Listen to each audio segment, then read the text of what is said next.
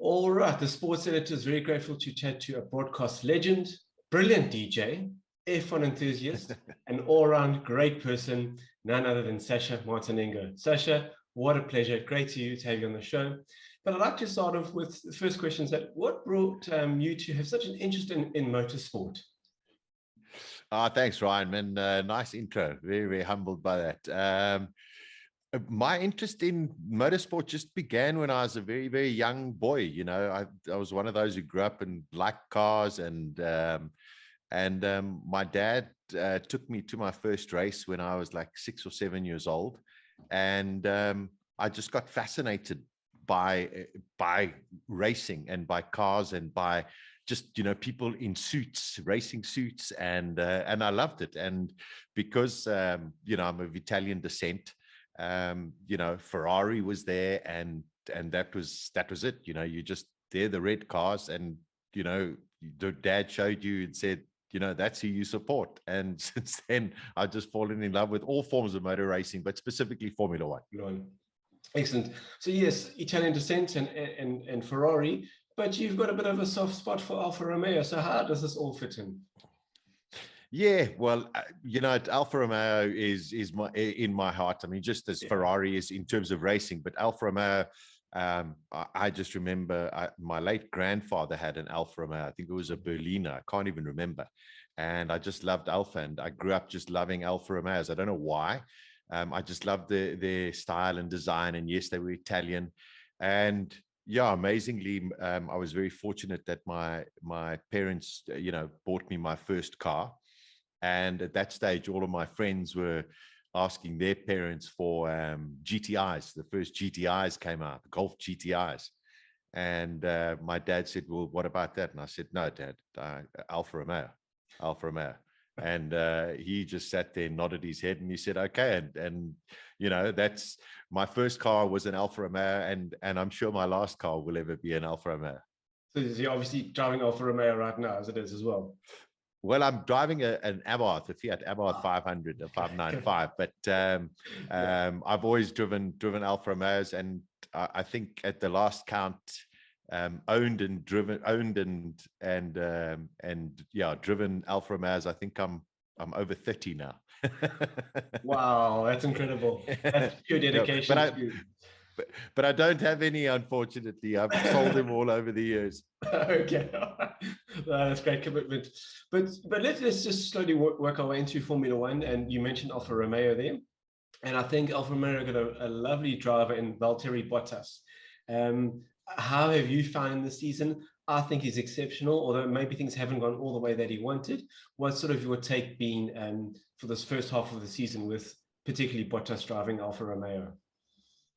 Yeah, well, I've been a fan of Bottas since I saw him for the first time in 2007 in Turkey, driving in GP3. And I came back to South Africa and I said, watch out for this guy. I think he's really, really good. And I think he did a brilliant job as a teammate of Lewis Hamilton. I think, he just wasn't as good as Lewis, but he was still a very, very accomplished driver. And we've seen that for whoever he's driven for. Alfa Romeo, Sauber, are one of those strange teams. Over the years, they're one of the teams that they either start off really well or end off really well, and then they sort of have this lapse during the middle. And this year, we've seen them start off fantastically. Valtteri had a brilliant first 5 or 6 races, and since then they've just gone off the boil. Somehow the updates haven't worked. We know they've got a strong engine, yet it might be a little bit unreliable in terms of the Ferrari power unit, but it's a very, very strong engine. And I'm hoping that perhaps after the summer break, Sauber have some new parts that come onto the car, because the car is worthy of a lot of top 10 finishes, especially in the hands of Valtteri, because he knows how to get that car into the points. He learned a lot in his tenure at Mercedes. Definitely, and as soon as he did move across, I thought, Alfa Romeo are going to love the fact that he's there, and just things are going to flow. But I'm sure, like you said, the second half of the season, we're going to see a lot more happening that side. Well, I hope it just opens up the competition even more. Sure. But if you could put anyone in Alfa Romeo car, Formula One driver, who would that be? You know what? I would love to have had Alfa Romeo this year, Valtteri and Kimi. I think the two of them would have been fantastic. But if you're looking at drivers who are on the grid right now, I think they've got a very strong pairing. I'd love to see. Yeah, I think Valtteri and Wang Yuzhou are really, really accomplished racing drivers. I wouldn't want to steal anybody from anywhere else. I think Valtteri and Wang Yuzhou have got the ability to get that car in the points. So yeah, it'd be great. But I would love to see a guy like Max Verstappen in an Alfa Romeo, just to see, because I really rate Max as most probably one of the best drivers I've ever seen in Formula One racing. And what do you think? Yes, I know that the Max has been there since, knee-high to a grasshopper, and motorsport's been ingrained in them from such a young age. But what do you think does set Max apart? I mean, is it his reaction time? Or what just makes him that so much more better? It's such a great question, because the difference between a great driver and a good driver is just a tenth or two. It's not much, it's very, very rare that you get a driver on the grid that really shouldn't be there. And, I say that with a great amount of respect. We know we have a lot of paid drivers, and one could go and slam various names and say those people didn't deserve to be there, but somehow they did get there. But the difference between a great driver, Sebastian Vettel, and Mark Webber was a tenth and a half of a second. The difference between Lewis Hamilton and Valtteri Bottas was a tenth, 2/10 of a second. So that, they are all really, really good drivers. Yeah. But I do think, every generation, just somehow somebody just comes out and just lights up. We saw it, I think, with Ayrton Senna. We saw it with Michael Schumacher. We saw it with Fernando Alonso. We've seen it with Sebastian Vettel. We've seen it with Lewis Hamilton. And now you've got Max Verstappen. And yes, I rate people like Charles Leclerc right up with him, George Russell, Lando Norris, pretty close to him as well. Yeah. But Max has just got something that he can drive around any kind of issue and get the most out of the car. He reminds me a lot of Michael Schumacher in the way that he just has that ability to drive around issues, to get the most out of the car and even overdrive the car, and get the results. Yeah, there's something very special about Max Verstappen. Definitely. No, I agree with everything that you're saying there. It is quite unique to see. But I just want to touch on, you mentioned Charles Leclerc as well. I mean, what a fantastic driver. We've got to give that guy credit. And if he hadn't had a few incidents, I think it would be neck and neck at the top at the moment. But do you feel that it's going to come down to those two for who wins the title this season? I would love to see it come down to the two of them. I think Ferrari have made too many mistakes and had a couple of too many DNFs at the moment for them to try and claw back.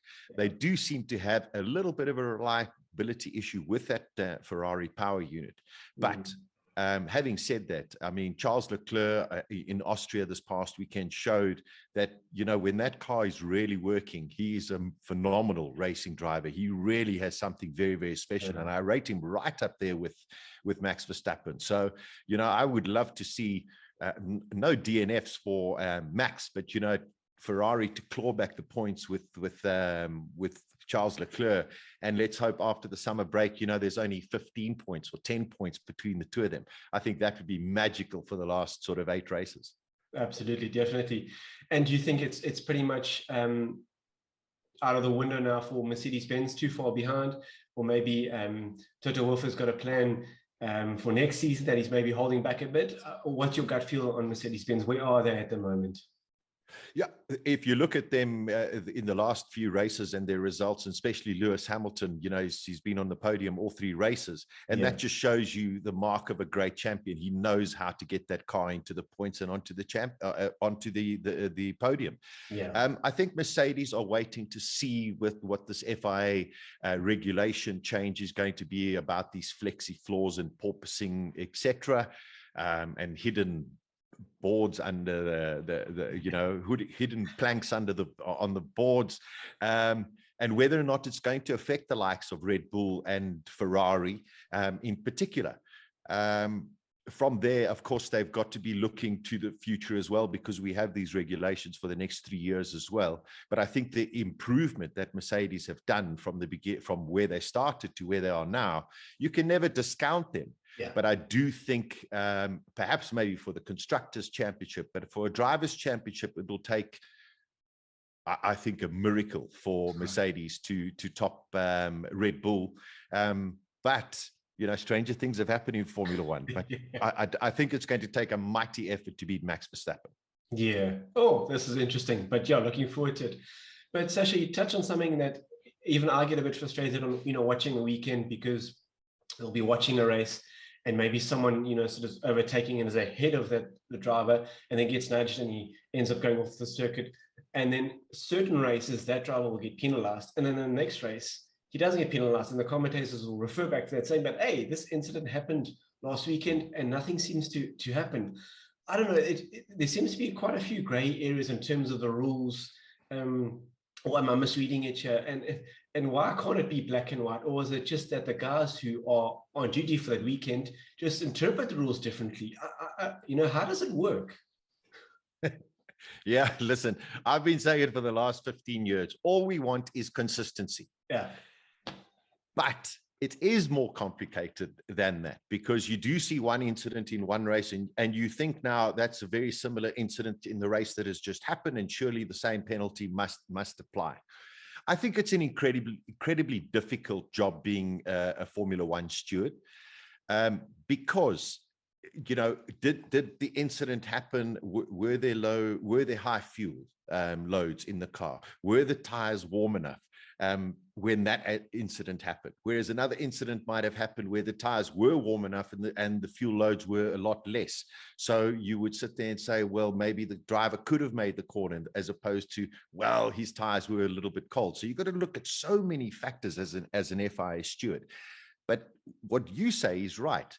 If, for example, the incident looks the same, regardless of those parameters, then surely the penalty must be the same. Yeah.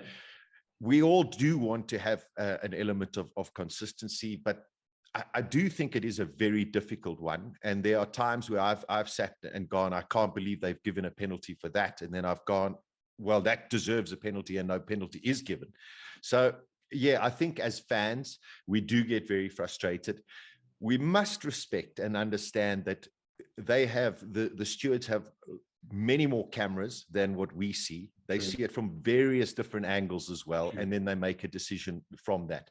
It is then up to the team. If the team wants to lodge a complaint, of course, they can go and lodge complaints.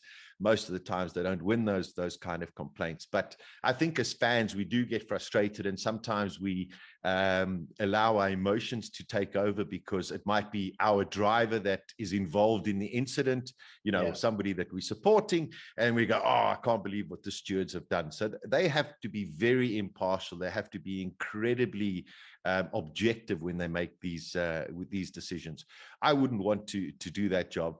No. Because I think I wouldn't have many friends up and down the pit lane. But yeah, I do agree that, we do want a little bit more consistency, which would be favorable. But no, there is no black and white. There is always going to be some gray when it comes to incidents in terms of penalties. Besides, infringements like speeding in the pit lane, crossing white lines, those are black and white. For the rest of it, racing incidents, not too sure. It just makes me think, and this will probably be a discussion for many more years, is, look at last year's winner when it came down to the last race between Max Verstappen and Lewis Hamilton. And now the rules seem to, from what Mercedes was saying, the rules seem to change right there and then, with the unlapping guys, and it just seemed to be chaos. But now it led to Max winning. And now you're dealing with literally millions on the line, millions of dollars or whatever it is. So yeah, it's really interesting how they deal with it all. But yeah, like you said, let them do it. They can do it. It's fine. So, yeah, I think let's just go back to Abu Dhabi 2021, and it was incredibly emotional. And Michael Massey now, unfortunately, has actually left the FIA and he's gone back to Australia. He had a very, very tough time, and he only made one mistake. He made one mistake in the fact that he didn't allow the rest of the cars to overtake.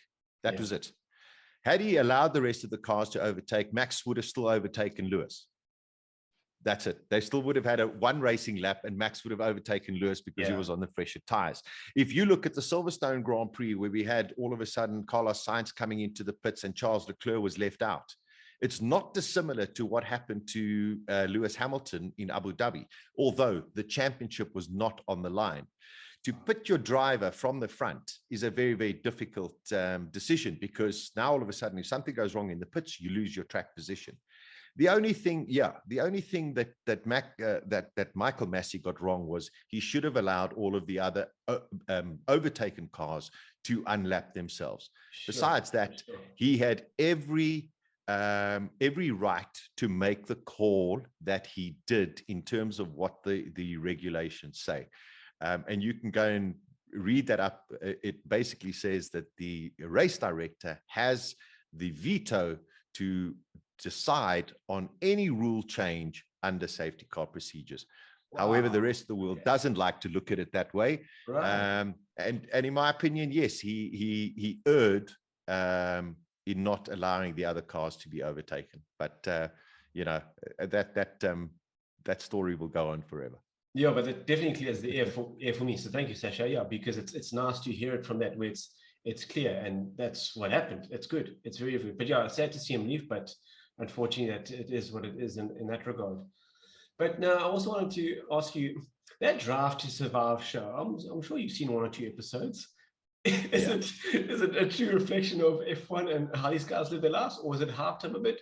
Your thoughts on that? Because it's at times it's like, sure, okay, interesting, but yeah, I'll let it be. Number one, you got to take your hat off to the Americans. The Americans know how to make pizzazz. They know how to make entertainment. They know how to build brands. And that's what they've done. Since Liberty have taken over Formula One, they brought in a whole lot of new followers to the sport, a younger generation as well, and through shows like Drive to Survive. When Drive to Survive first came out, and I watched the first season, and I watched it and I went, oh, this is so exciting. And so many people, I've been harping on and talking about these things for years and years, and people didn't believe what I was saying. And I went, yeah, but now you can see that it's there. So the first season I thoroughly enjoyed. And there were times I went, okay, it's a little bit Hollywood.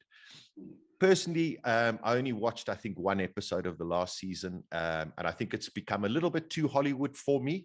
Yeah. But I do understand what its appeal, because there are a lot of people who love Formula One, but maybe don't study it as religiously as I do. And from there, they get their satisfaction by knowing, that there are a few little confrontations and drivers and team managers that don't like each other, and that's the kind of excitement they get out of it. Me, I want to know what's going on, and I can read the story myself without watching something like Drive to Survive. But those who love to watch it, fantastic. You are learning at least something from it, and it does make the racing more exciting when you watch it, as opposed to so many people just going, oh, cars just go round and round and round. And I go, man, if you just understood what this is about, you would really, really embrace it. No, Formula One is a unique sport. I tell you what, it is incredible what these guys achieve. And talking about its uniqueness, when you look at the makeup of each car, and I always scratch my head and say, how do they make the cars better every season? It's like, if they can take off half a second, Sasha, they will do it. I mean, do these guys literally sit there and pinpoint every single little angle to make the car better? Is that what happens? I mean, I don't know if you can fill me in with a bit more of that, because it just blows my mind how they always find a way to get quicker. Yeah, it is extraordinary, Ryan. And that's why it is Formula One, and that's why it's the pinnacle of motorsport, and that's why we love it so much, because these engineers, designers, just anybody technical involved in producing a Formula One car, and besides the driver, are working within tiny parameters to find the tiniest kind of improvement that they can try and get the car to give the driver in order to improve a lap time.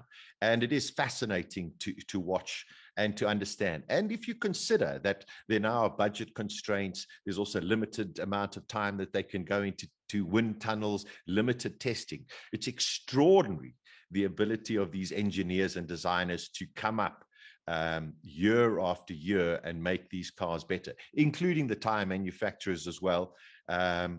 It's just wonderful. I mean, it's just fantastic to understand the level of genius of the people involved in Formula One. No, like you said, that's why it's such a great thing to watch, man. Yeah. Can't wait for when it's on. It really is. It's fantastic. It really is good. But Sasha, a big talking point for quite a while now, and I see some headlines, and there's been a few things posted. Formula One in South Africa. Man, oh man, is it going to happen? Any news or any insight you can give it to us? I mean, surely there's smoke, there's fire. Come on, it has to happen. Yeah. Yeah, I agreed. Where there's smoke, there's fire. And I think we should all be excited about it. Yeah. And I really do believe that there's an announcement that's going to come out in the next couple of weeks. I'm anticipating over the weekend of the Hungarian Grand Prix. It might even be before that. But I firmly believe 99% that an announcement is going to be made that South Africa will return to the Formula One calendar from next year, either in April, an April date, or perhaps maybe August, September, somewhere around there. And I'm so excited about it. You know, there's so many rumors going around. Oh, and the track needs, Kyalami needs to have runoff areas at Clubhouse and runoff areas at Sunset and techno barriers at this. And then on the other side, I hear the track's perfect and they just need techno barriers. Then one minute I'm hearing there's a courier company, then I hear there's a bank, then I'm hearing there's a petroleum company that's going to be the sponsor.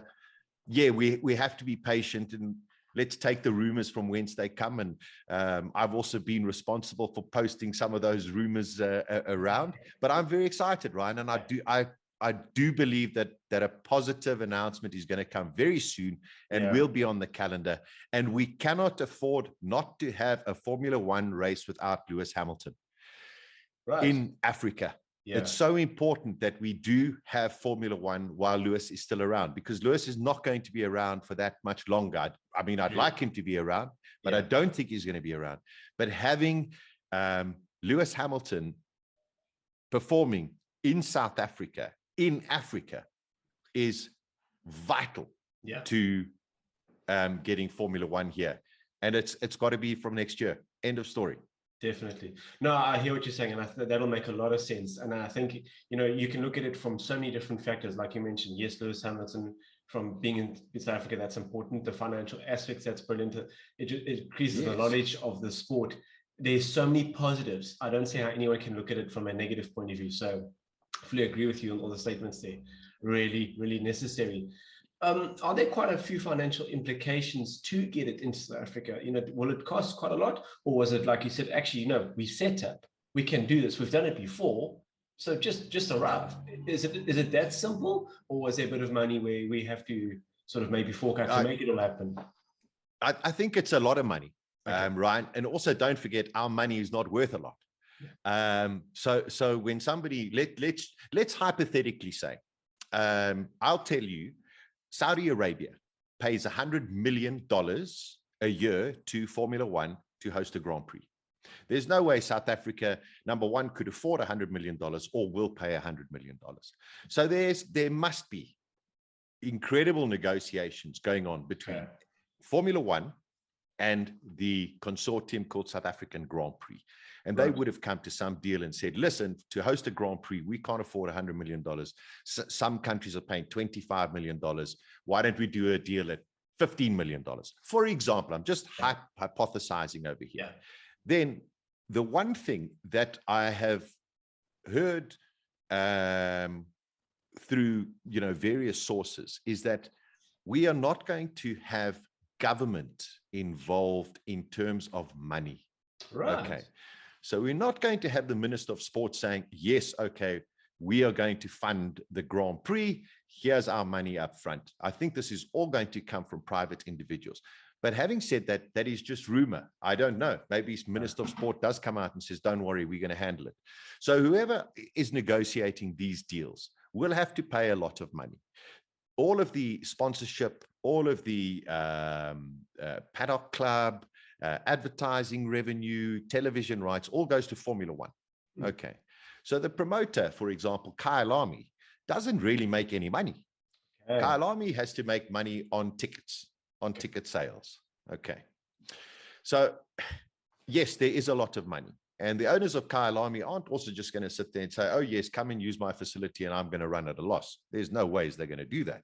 So they're going to negotiate as well. So yes, there is big money involved. How much money? Maybe we will find out when this announcement comes out. But I do believe that we do have the benefactors in South Africa and the right kind of people getting behind this bid and to put it together and ensure that for the foreseeable future, and whether it's a 3-year contract, 5-year contract, 10-year contract, it will be sustainable and there won't be any shortcomings, because if something negative does happen, we'll never get Formula One again. Yeah, true. And it's almost like Formula One is saying, we're doing you a favor, so you pay us, and then we'll benefit from it. And I really believe South Africa will benefit from it immensely, more than I think what people can imagine. Oh, 100%. The tourist influx of people is unbelievable. And, there have been documents and reports that have come out over the years that, if you've got a 5-year deal, after 3 years, you can actually make a substantial profit from the running of the event. For the rest of it, people are going to come out here. Their money is worth tons here. They're going to go to parks. They're going to go to Cape Town. They're going to go all over the country. So, I mean, man, it's going to be fantastic for the country. No, it will be. It will be, definitely. Oh, Sasha, no, excited. I really hope good news does come out soon, man. Hey, but I think so. When do you think we're going to see another racer like Jody Scheckter from South Africa? We have such unbelievable talent in this country, and I really mean that. From kids in go-karts to going into single-seaters, into tin-top racing, we really do have the talent. The question is also the funding. For a young kid to go and race in Formula 3 or Formula 2 in Europe is going to cost anything between 3 and 7 million euros. Sure. All right. So just put that in money. Let's say, Ryan, you've got a little kid and you say, oh, fantastic. My kid's going to go and race in Europe. You got to have plenty money to do that. Okay. But we do have some significant racing drivers in Europe and America at the moment. Jordan Pepper, the 2 van der Linde brothers, Calvin and Sheldon van der Linde. We've got Dave Perrell. We've got a whole lot of racing drivers that are doing their trade.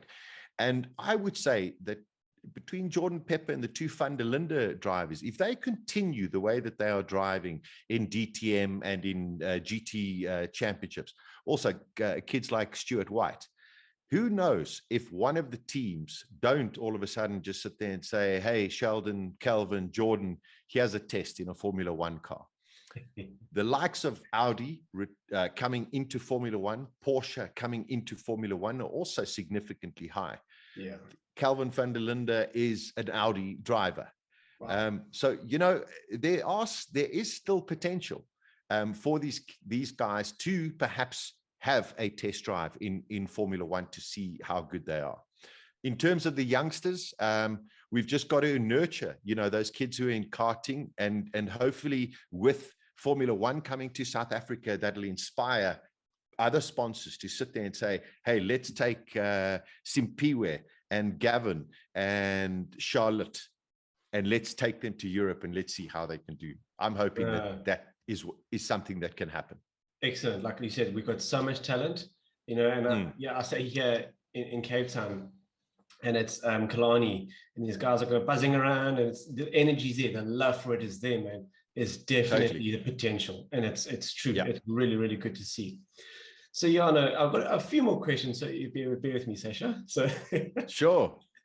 But what has been your favorite Formula One race that you've witnessed live? Which one did you really stands out for you? Well, I suppose my first international race back in 1993 at Monza. And it was nearly a Ferrari win, but Damon Hill won ahead of Jean Alesi. So that was quite special. Watching Sebastian Vettel win for Toro Rosso at Monza was an incredible thrill. It was so special because here was a guy that you just knew was going to do something very, very special. I've been very lucky to watch Michael Schumacher win in Italy for Ferrari, which was outstanding. Alonso winning at Silverstone in a Ferrari was also very, very special. But I think in 2006, Michael Schumacher's last race at Brazil, at the Monza race, he announced he was retiring from Formula One. And the following day, I just sat there and I think I sold one of my kids, a few cars, and I booked my ticket and went to Brazil. And I said, I've got to watch Schumacher race his last race. And it was an outstanding race. I mean, he crashed in qualifying. He started from the back and he eventually finished, I think, fourth or sixth. It was just fantastic to watch Michael Schumacher race his last race for Ferrari. Of course, he came back with Mercedes a few years later. But yeah, to me, that was most probably so far one of the most special races ever, was watching Schumacher's last race for Ferrari in Brazil. Man, that's awesome. Yeah, I know, it's the thrill. I haven't been able to witness it live like you, but maybe one day I will. I'm convinced. I'm sure you will. But I'm sure the you energy will. and the speed, it just, yeah, man, oh man. No, it's mind-boggling. Mind-boggling. Yeah, that's excellent. But you bring Formula One to South Africa in the sense that you have a Let's Go Racing show, and I believe that's quite entertaining, and you're really trying to get Formula One, fans hungry, or even more hungry for it, if I'm not mistaken. Yeah, I'm glad you mentioned that, Ryan. I did Supersport for 17 years, but I've done 30 years of promoting Formula One. Since 1993, when we had our last race, for 30 years, I've been banging the drum of Formula One on radio, in articles, and in some kind of small little way, I hope that I've got people more excited about it, more people watching it over the years, and to see it return to South Africa would be something amazing. I was there at the last Grand Prix in Kyalami in 1993, and it was amazing. It just Senna was there, Prost was there, Mansell was there, Schumacher. It was the first time I'd seen Michael Schumacher, race. And it was also the first time I'd seen Senna race live. Little did I know that I would see them both race later on that year in Monza for the first time that I went there. But I've been very blessed to sit there and live my passion, and as opposed to just talk about it, go and try and find it and understand it even more, and try and get people to embrace the passion that I have for it. Maybe not as much, but just to sit there when they're watching it and go, man, I get what Sasha's on about. It's quite a cool show. It's quite cool to watch. Well, Sasha, I can tell you honestly, you had an effect on me, because I remember growing up and I remember you talking about Formula One, and since then I've been like, okay, I've got to watch this, because what you're saying, you make such a hype about it, this has got to be good. And since then, it dipped a bit when Michael Schumacher called it a day, but now it's like back into it. Let's go. It's awesome. It's awesome. And Sasha, as we sort of draw towards an end, and maybe, I don't know if you can answer this question, but who would be the greatest driver of all in your mind? And I don't know if we can answer that one properly, because I mean, there has been so many good races. You mentioned Senna before, Michael Schumacher, Lewis Hamilton. It's actually difficult to put it on, but maybe if we could give your top three in no particular order, maybe that'll answer the question a bit better. Yeah, I think, it's an ongoing debate, Ryan. Who's the greatest of all time? Yeah. Cars are different. Technologies are different. I never saw Fangio race, but I believe he was unbelievable. I never watched Jim Clark race, but I believe he was extraordinary. From the people that I've seen race, Michael Schumacher, Ayrton Senna, Max Verstappen, Lewis Hamilton, Fernando Alonso, Sebastian Vettel. Proper. And then I would say, I think Charles Leclerc could well get up there. But at present, those would be my top five in no particular order. Hamilton, Senna, Schumacher, Alonso, Vettel.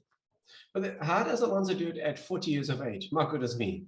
It's a young man's game, and I say that very respectfully. It is, because Yeah. like I said, with reaction time, there's high speed corners, all of that. It's like, wow, how does he do it? And it's incredible. Well, he just was unfortunate that, when he went to McLaren just were really looking after the British side of them. And we've seen that as years go on. They are very British organization, although it is changed, and it has changed under Zach Brown a bit. And he just made some, difficult decisions. He should have won the championship with Ferrari. They messed up the race in Abu Dhabi when he got stuck behind, who was the Russian? I can't remember. The Russian driver. I can't remember. Red Bull were covering Webber, Ferrari were covering Webber, Red Bull were covering Alonso, and everyone just let Vettel go through and win the championship. So he should have won a championship there. Had he made some different kinds of decisions, he might have been a 4 or 5 times world champion. He's an extraordinary talent. Put him in anything, and Alonso is just brilliant. I think he was a little bit too cocky when he was sort of in his late 20s. But he just is something quite phenomenal. He just is a wonderful, wonderful racing driver. Brilliant. Again, and that just adds to the whole dynamic of Formula One. Beautiful to watch. Yeah. Sasha, you've been an absolute legend to chat to. Really appreciate your time. Thank you for all this Formula One insights. And I really hope that the next time we chat, it's about the Formula One being hosted in South Africa. Can't wait for that. It would be really, really great. Yeah, thank you very much, Ryan. It's been great to chat to you. And definitely, as soon as we get the information, let's chat again. 100%.